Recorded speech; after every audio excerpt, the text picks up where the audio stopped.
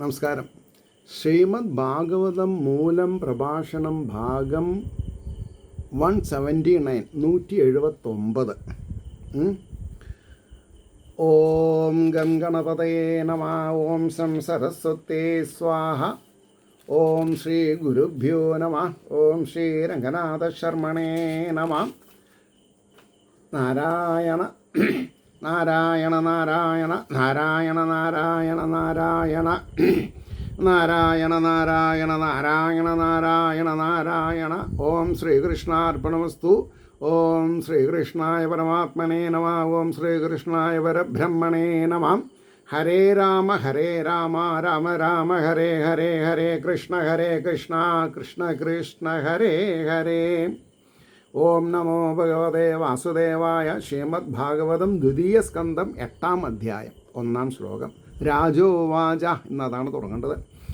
ബ്രഹ്മണാ ചോദിതോ ബ്രഹ്മൻ ഗുണാഖ്യാനേ അഗുണസ്യ യസ്മൈ യഥാ പ്രാഹ നാരദോ ദേവദർശന. ബ്രഹ്മണാ ചോദിതോ ബ്രഹ്മൻ ഗുണാഖ്യാനേ അഗുണസ്യ യസ്മൈ യഥാ പ്രാഹ നാരദോ ദേവദർശന. ഹേ ബ്രഹ്മജ്ഞനായുള്ളവനെ. രാജോവാച, രാജാവ് എന്ന് പറഞ്ഞാൽ ഇവിടെ പരീക്ഷത്ത് മഹാരാജാവ് ശുഖബ്രഹ്മർഷിയോട് ചോദിച്ചു എന്നാണ്.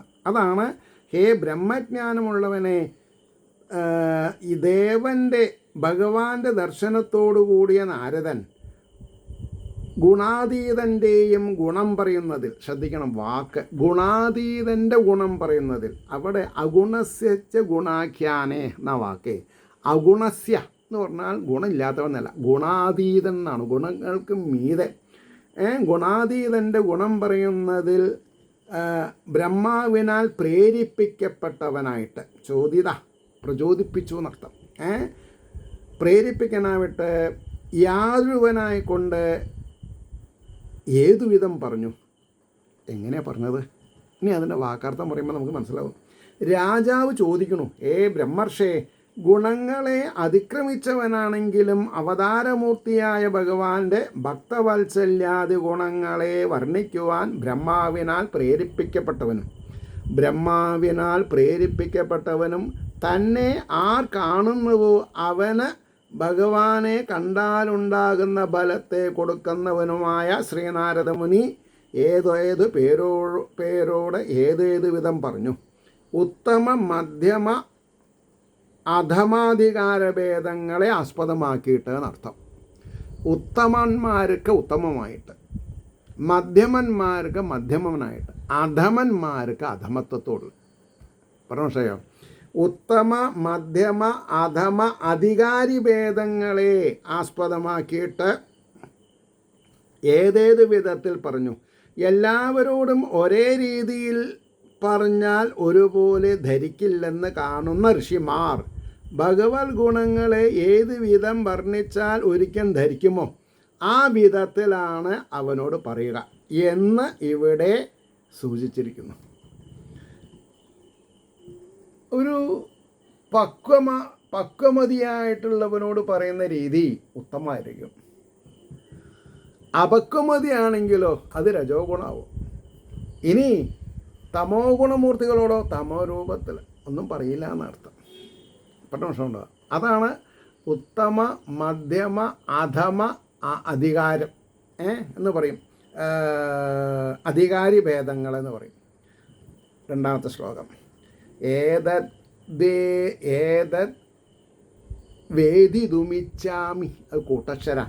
ഏതത് വേദിതു ഏതത് വേദിതും ഇച്ഛാമി തത്വം തത്വവിദാംബര. ഹരേ അത്ഭുതവീര്യസ്യ കഥാം ലോകസുമംഗള. ലോകത്തിൻ്റെ സുമംഗളതയ്ക്ക് വേണ്ടിയിട്ട് പറയുന്ന രീതിയിലാണ് ഇവിടെ ആദ്യം. ഏതത് വേദിതുമിച്ഛാമി തത്വം തത്വവിദാംബര. ഹരേർ അത്ഭുതവീര്യസ്യ കഥാ ലോകസുമംഗളാം. പരമാർത്ഥ തത്വം അറിയുന്നവരിൽ ശ്രേഷ്ഠനായുള്ളവനെ, ഈ തത്വത്തെ അറിവാൻ ഞാൻ ആഗ്രഹിക്കുന്നു. അതിശയിക്കത്തക്ക വീര്യത്തോടു കൂടിയ ശ്രീഹരിയുടെ ചരിതങ്ങൾ ലോകത്തിന് ശോഭനമായ മംഗളത്തെ ജനിപ്പിക്കുന്നവയാണല്ലോ. ലോകത്തിന് മംഗളത്തെ ജനിപ്പിക്കുന്നത്. അതുകൊണ്ടാണ് ഞാൻ ഇങ്ങനൊരു കർമ്മം ചെയ്തു തരാം എന്ന് പറഞ്ഞത്. ഇത് കഴിഞ്ഞ് 4 മാസം കഴിഞ്ഞപ്പോഴേക്കും എൻ്റെ നാട്ടിൽ വീടിൻ്റെ 4 പുറത്തുള്ള 2-3 സ്ത്രീകൾ വന്നിട്ട് ഇതൊന്നൊരു പുനരാഖ്യാനം ചെയ്താൽ തർക്കമില്ല എന്ന് പറഞ്ഞു. ഓ ശരി, വന്നോളൂ പറഞ്ഞു. ഇനി നാളെ ആരെങ്കിലും വന്നാൽ അപ്പോഴും ഞാൻ ചെയ്യും. കാരണം എന്താ? ലോകമംഗളമാണ് നമ്മുടെ ഉദ്ദേശം. നമ്മൾക്ക് എന്താ ലാഭം? ലോകമംഗളം. ലോകാ സമസ്ത സുഖിനോ ഭവന്തു, അല്ലേ? അപ്പോൾ തത്വം അറിഞ്ഞിരിക്കുന്നവരിൽ വെച്ച് ഉത്തമനായിരിക്കുന്ന മുനിശ്രേഷ്ഠ, ഈ തത്വത്തെ അറിവാൻ ഞാൻ ആഗ്രഹിക്കുന്നു. അത്ഭുതമായ വീര്യത്തോടു കൂടിയ ഭഗവാന്റെ കഥകൾ ലോകങ്ങൾക്ക് മംഗളത്തെ വർദ്ധിക്കുമല്ലോ എന്ന് ശുകബ്രു മഹർഷി പരീക്ഷത്തിനോട് പറയാം. കഥയസ്വ മഹാഭാഗായതാ യഥാ അഹം അഖിലാത്മനി കൃഷ്ണേ നിവേശ്യ നിസ്സംഗം മനസ്ത്യക്ഷേകളേവരം. കൃഷ്ണേ നിവേശ്യ നിസ്സംഗം മനസ്ത്യക്ഷേകളേവരം. മഹാഭാഗ്യവാനായ മുനെ, ഞാൻ എപ്രകാരമായാൽ സകലങ്ങളിലും ആത്മാവായിരിക്കുന്ന, അത് അഖിലാത്മനി, സകലങ്ങളിലും ആത്മാവായിരിക്കുന്ന, അതുകൊണ്ടാണ് ആരും നമ്മൾ ദ്വേഷിക്കരുത്. കൃഷ്ണനിൽ അന്യസംഗമില്ലാത്തതായ, കൃഷ്ണനിൽ നിസ്സംഗം അന്യസംഗമില്ലാത്തതായ മനസ്സിനെ, അതായത് കാശിൽ ധ്വര വെച്ച് ഐദർ സ്പൗസിൽ ധ്വര വെച്ചിട്ട് കൃഷ്ണനിൽ ഭക്തി ഉണ്ടാവാൻ പാടില്ല. ഭക്തി ഫോർ ദി സേക്ക് ഓഫ് ഭക്തി ഭക്തിക്ക് വേണ്ടിയിട്ടായിരിക്കണം. അതാണ്. ഒന്നിലും കൂട്ടുകൂടാൻ പാടില്ല. മനസ്സ് ഫ്രീ ആക്കി വെക്കണം ഈശ്വരനെ പ്രാർത്ഥിക്കുമ്പോൾ. അപ്പോൾ നിവേശിപ്പിച്ചിട്ട് ദേഹത്തെ ത്യജിക്കുമോ? ഏതൊരു ഭഗവാനെ മനസ്സിൽ സ്മരിച്ചുകൊണ്ട് ഈ ശരീരത്തെ ത്യജിക്കുമോ, അപ്രകാരം അങ്ങ് അതിനെ പറഞ്ഞാലും അപ്പോൾ ഭഗവാനിലോട്ട് ലയിക്കാൻ എളുപ്പമായി. ശൃണ്വത ശ്രദ്ധയാ അല്ല, അപ്പം ഇനി അതിൻ്റെ ഭാവാർത്ഥം പറയണ്ടേ. ഹേ ഭാഗ്യവാനായ മുനെ, സകല ഭൂതങ്ങളിലും ആത്മാവായിരിക്കുന്ന ശ്രീകൃഷ്ണനിൽ, ഇതാണ് യജ്ഞവേദിയിൽ മുഴങ്ങി കേൾക്കേണ്ടത്. സകല ഭൂതങ്ങളിലും ആത്മാവായിരിക്കുന്ന ശ്രീകൃഷ്ണനിൽ ഏതുവിധമായാൽ എൻ്റെ മനസ്സ് സ്ഥിരമായി വയ്ക്കുവാനും അന്യവിചാരം കൂടാതെ ഈ ശരീരത്തെ ഉപേക്ഷിക്കുവാനും എനിക്ക് സാധിക്കുമോ, ആ വിധത്തിൽ ആ ഭഗവാന്റെ കഥകളെ അങ്ങ് വർണ്ണിക്കണമേ. 4-ാമത്തെ, ശൃണ്വത ശ്രദ്ധയാ നിത്യം. ശ്രദ്ധിച്ച് കേൾക്കണം, ദിവസേന കേൾക്കണം. ശൃണ്വത ശ്രദ്ധയാ നിത്യം ഗൃണതശ്ച സ്വചേഷ്ടിതം കാലേന ന അതിദീർഘേണ ഭഗവാൻ വിശദേ ഹൃദി. ശൃണ്വത ശ്രദ്ധയാ നിത്യം ഗൃണതശ്ച സ്വചേഷ്ടിതം കാലേന ന അതിദീർഘേണ ഭഗവാൻ വിശദേ ഹൃദി. തൻ്റെ വ്യാപാരത്തെ സ്വചേഷ്ടിതം എന്നാ ശ്രദ്ധയോടുകൂടെ എപ്പോഴും കേൾക്കുന്നവൻ്റെയും ഉച്ചരിക്കുന്നവൻ്റെയും ഹൃദയത്തിൽ അതിദീർഘമല്ലാത്ത, പെട്ടെന്നർത്ഥം, കാലം കൊണ്ട് ഭഗവാൻ ശ്രീകൃഷ്ണ ഭഗവാൻ പ്രവേശിക്കുന്നു. നമ്മുടെ ഹൃദയത്തിൽ ഭഗവാനുണ്ട്, ചിത്തില. മനസ്സിലേക്ക് പ്രവേശിച്ചാലാണ് മനസ്സ് പാപപങ്കിലമല്ലാത്ത, നിഷ്കളങ്കമില്ലാത്ത, ചേഷ്ടയില്ലാത്ത ഒരവസ്ഥ, സ്ഥിതപ്രജ്ഞ എന്നുള്ള നിലയിലെത്തുള്ളൂ. ജ്ഞാനാദികളായ ഐശ്വര്യങ്ങൾ യാതൊരുവൻ സ്വരൂപമായിരിക്കുന്നുവോ. അപ്പോൾ ഭഗവാന്റെ രൂപം എന്താ രൂപം? ജ്ഞാനാദികളായ ഐശ്വര്യങ്ങൾ. അത് സ്വർണ്ണക്കോലത്തിൽ കാണാൻ പറ്റില്ല. എന്താ അങ്ങനെ പറയാൻ കാരണം? ഒരു കോലത്തിലും കാണാൻ പറ്റില്ല. സ്വന്തം ഹൃദയപത്മത്തിലേ കാണാൻ പറ്റുള്ളൂ. അറിവ്, അവരവരുടെ അറിവ് എവിടെയാണ്? അവരവരുടെ ബുദ്ധിയിലാണ്, ബ്രെയിനിലാണ്. ആ ബ്രെയിൻ അറിവ് കൊണ്ട് വേണം ചേഷ്ടിക്കുന്ന മനസ്സിനെ പിടിച്ചു നിർത്താൻ. വലിയൊരു ആനേനെ തോട്ടി കൊണ്ട് പിടിച്ചു നിർത്തുന്ന പോലെ ജ്ഞാനാദികളായ ഐശ്വര്യങ്ങൾ യാതൊരുവൻ്റെ സ്വരൂപമായിരിക്കുന്നുവോ ആ ഭഗവാൻ തൻ്റെ ചരിതത്തെ എപ്പോഴും ശ്രദ്ധയോടുകൂടെ കേൾക്കുന്നവൻ്റെയും. ഈ ഒരു വാക്ക് അപ്പോൾ ശ്രീലകത്തുള്ള ഭഗവാൻ ഇത് കേൾക്കാൻ പറ്റുമോ? ഇല്ല. ഞാൻ എത്രത്തോളം ശ്രദ്ധ പറയുന്നതിൽ ചെലുത്തി എന്നുള്ളത് എൻ്റെ ഉള്ളിൽ അന്തര്യാമി രൂപേണ എൻ്റെ ഉള്ളിൽ ജ്ഞാനമായിരിക്കുന്ന ജ്ഞാനമാകുന്ന സ്വരൂപത്തോടു കൂടിയിരിക്കുന്നത് ഭഗവാനെ അറിയുള്ളൂ. അപ്പോൾ എനിക്ക് ഉണ്ടാവുന്ന പ്ലസ് മൈനസിൽ തലനാരഴയ്ക്ക് തെറ്റുപറ്റില്ല. അതേപോലെ തന്നെ നിങ്ങൾക്ക്.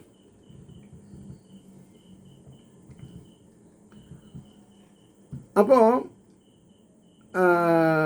ജ്ഞാനാദികളായ ഐശ്വര്യങ്ങൾ യാതൊരുവൻ്റെ സ്വരൂപമായിരിക്കുന്നുവോ ആ ഭഗവാൻ തൻ്റെ ചരിതത്തെ എപ്പോഴും ശ്രദ്ധയോടുകൂടെ കേൾക്കുന്നവൻ്റെയും കീർത്തിക്കുന്നവൻ്റെയും ഹൃദയത്തിൽ കാലതാമസം കൂടാതെ പ്രവേശിക്കുന്നു. പെട്ടെന്ന് അടുത്ത ശ്ലോകം. പ്രവിഷ്ട കർണരന്ധ്രേണ സ്വാനാം ഭാവസരോരുഹം ധുനോധി ശമലം കൃഷ്ണ സലിലസ്യ യഥാ ശരത്. പ്രവിഷ്ട കർണരന്ധ്രേണ, ചെവി കൂടെ, സ്വാനാം ഭാവസരോരുഹം, ഭാവസരോരുഹം ഒരു താമരപ്പുക ഭാവനയിൽ, ധുനോധി ശമലം കൃഷ്ണ സലിലസ്യ യഥാ ശരത്, ശരത്കാലത്ത് കൃഷ്ണസലിലസ്യ, ആഴത്തിൽ എത്ര ആഴുണ്ടെങ്കിലും അടിത്തട്ട് കാണും. നിഷ്കളങ്കമായ മനസ്സിൽ സ്വകീയന്മാരുടെ ഹൃദയകമലത്തെ, ഭാവസരോരുഹം എന്ന് പറഞ്ഞാൽ ഹൃദയകമലത്തെ, ഹൃദയമാകുന്ന കമലം ഭാവന ചെയ്യണം, വേണ്ടേ? അല്ലാണ്ട് ബയോപ്സി ചെയ്ത താമര എവിടെ നോക്കിയാൽ കിട്ടില്ല. അതാണ് മനസ്സെവിടെ പറഞ്ഞാൽ കിട്ടില്ല. ഇതാണ് നമ്മൾ അറിയേണ്ടത്. ഭാവസരോരുഹം, ഭവസാഗരം എന്ന് പറഞ്ഞത് തന്നെയാണ് എൻ്റെ വേറൊരു രീതിയാണ്. ഇതൊരു പ്ലസ്സാണ്, മറ്റത് മൈനസാണ്. ഇത് പോസിറ്റിവിറ്റിയാണ്, മറ്റത് നെഗറ്റിവിറ്റിയാണ്. കർണരന്ധ്രേണ, കർണദ്വാരങ്ങളിൽ കൂടെ പ്രവേശിച്ച കൃഷ്ണൻ വെള്ളത്തിൻ്റെ ചളിയെ ശരത്തെന്ന പോലെ പാപത്തെ നശിപ്പിക്കുന്നു. അപ്പോഴാണ് ഭഗവാൻ പ്രകടമായിട്ട് നമുക്ക് മനസ്സിലാവുള്ളൂ. ശ്രീകൃഷ്ണ ഭഗവാൻ തൻ്റെ ഭക്തന്മാരുടെ കർണങ്ങളിൽ കൂടെ ഹൃദയകമലത്തെ പ്രവേശിച്ച് അവരുടെ പാപത്തെ ശരൽക്കാലം വെള്ളത്തിൻ്റെ ദോഷത്തെ തീർക്കുന്നത് പോലെ തീർക്കുന്നു. ഭഗവത് മാഹാത്മ്യം ശ്രവിച്ച് മനസ്സ് ഭഗവന്മയമാകുന്നത് തന്നെ ഭഗവത് പ്രവേശം എന്ന് ധരിക്കണം. അല്ലാണ്ട് ഓടക്കോഴികൾ എഴുതിയിട്ട് അല്ലെങ്കിൽ ശംഖചക്ര കഥാധാരനായിട്ടൊരാൾ ചെവി കൂടെ പോകണില്ല എന്ന് നിങ്ങൾ ഓരോ പൂജയും കഴിഞ്ഞിട്ട് വിളിച്ച് പറയുന്നുണ്ടല്ലോ, ഞങ്ങൾ അങ്ങനെ ചന്ദനം ചാർത്തി ഇങ്ങനെ ചന്ദനം ചാർത്തി. ഭഗവാൻ ഭാഗവതത്തിൽ അമ്മാതിരി കാര്യങ്ങൾ അക്സെപ്റ്റ് ചെയ്തില്ല. അപ്പോൾ ഭാഗവതം പഠിച്ചവരല്ല എല്ലാവരും. അവിടെയാണ് പ്രശ്നം. അപ്പോൾ ഭഗവന്മയമാകുന്നത് തന്നെ ഭഗവത് പ്രവേശം എന്ന് ധരിക്കണം. അടുത്തത് ധൗതാത്മാ പുരുഷ കൃഷ്ണപാദമൂലം ന മുഞ്ചതി മുക്ത സർവപരിക്ലേശ പാന്ത സ്വശരണം യഥാ. ധൗതാത്മാ പുരുഷ കൃഷ്ണപാദമൂലം ന മുഞ്ചതി മുക്ത സർവപരിക്ലേശ പാന്ത സ്വശരണം യഥാ. അപ്പോൾ ഇവിടെ ശുദ്ധമായ മനസ്സോടുകൂടിയും പിന്നെ മോചിക്കപ്പെട്ട സകല ദുഃഖങ്ങളോടുകൂടിയും ഇരിക്കുന്ന, എന്താ വാക്കുകൾ എടുത്താൽ കിട്ടില്ല, സകല ദുഃഖങ്ങളോടുകൂടിയും ഇരിക്കുന്ന, മോചിക്കപ്പെട്ട സകല ദുഃഖങ്ങളോടുകൂടിയും ഇരിക്കുന്ന പുരുഷൻ, വഴിപോക്കൻ, തൻ്റെ ഗൃഹത്തെ എന്ന പോലെ കൃഷ്ണൻ്റെ പാദമൂലത്തെ ഉപേക്ഷിക്കുന്നില്ല. എന്തുപേക്ഷിച്ചിട്ടും ഭഗവാന്റെ പാദമൂലങ്ങളെ ഉപേക്ഷിക്കരുത്. ഐദർ സ്പൗസ്, മക്കൾ, സമ്പത്ത്, വീട് ഒക്കെ പോയാലും ഭഗവാനെ ഉപേക്ഷിക്കരുത്.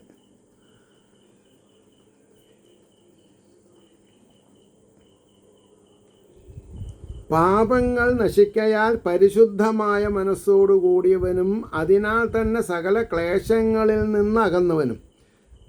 ഈ സകല ക്ലേശങ്ങളിൽ നിന്ന് അകന്നാലാണ് പാപങ്ങളിൽ നിന്ന് മോക്ഷം ഉണ്ടാവുള്ളൂ.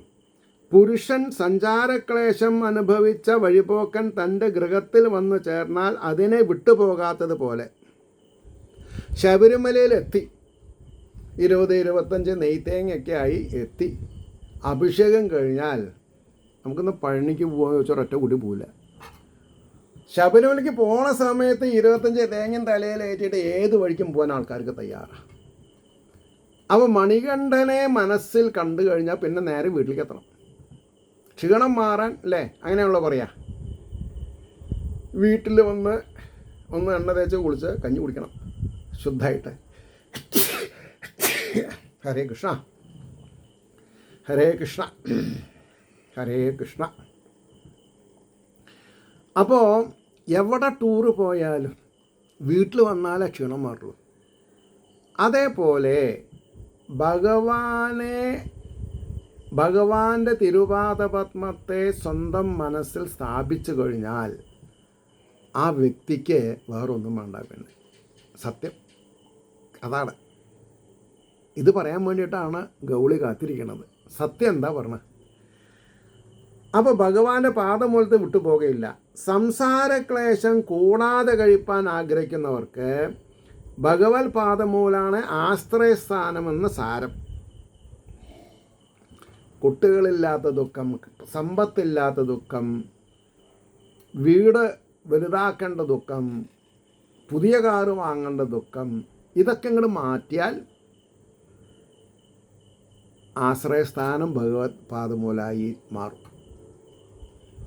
More the wishes, trouble will be more. Lesser the wishes, happiness will be more. തലയ്ക്ക് ഭാരം എപ്പോഴുണ്ടാവുക, തലവേദന എപ്പോഴുണ്ടാവുക? അവരവരുടെ ഷോൾഡറിൻ്റെ ബലത്തിനേക്കാൾ ജാസ്തി തലയിൽ സാധനങ്ങൾ വയ്ക്കുമ്പോൾ.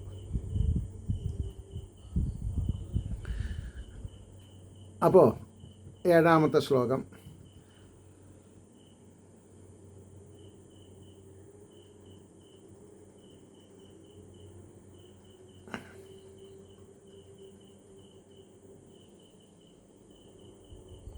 യത് അധാതുമത ബ്രഹ്മൻ.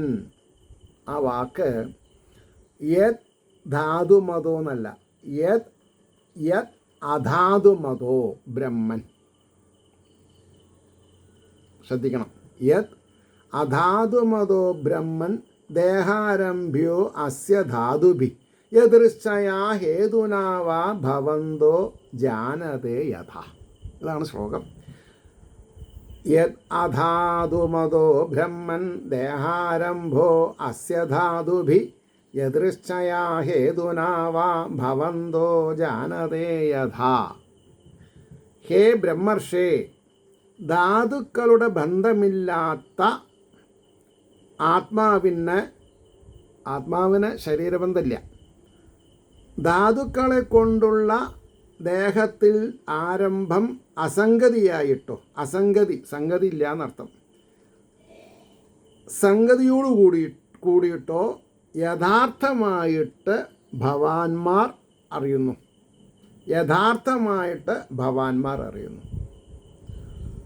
ഭഗവാന് സംഘമില്ല എന്നുള്ളത് ആദ്യം മനസ്സിലാക്കണം.